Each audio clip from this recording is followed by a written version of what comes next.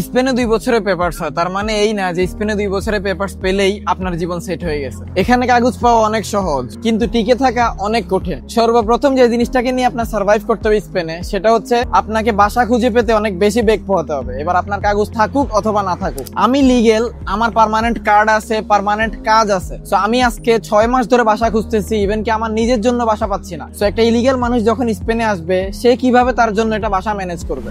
আর দ্বিতীয়ত যে জিনিসটা না হলে আপনি এখানে সার্ভাইভই করতে পারবেন না, সেটা হচ্ছে একটা কাজ খুঁজে পাওয়া। কজ এখানে খরচ অনেক বেশি। আপনি ইলিগেল থাকেন অথবা লিগেল থাকেন, আপনাকে বাসা ভাড়া, খাবার খরচ এভরিথিং দিয়েই কিন্তু স্পেনে থাকতে হবে। সো আপনি যদি একটা কাজ খুঁজে না পান, সো স্পেনে কিভাবে সার্ভাইভ করবেন? আর স্পেনে বর্তমানে ইলিগেল মানুষদের জন্য কাজ একেবারে নাই বললেই চলে। তাই যারা শুধু স্পেনে 2 বছরের পেপারস হবে এই আশা স্পেনে আসার চিন্তা করতেছেন, দয়া করে একটু ভেবে চিন্তে তারপরে সিদ্ধান্ত নেবেন। তবে হ্যাঁ, ধৈর্য, পরিশ্রম আর দোয়া, এই তিনটাই আপনাকে সফল করবে ইনশাআল্লাহ।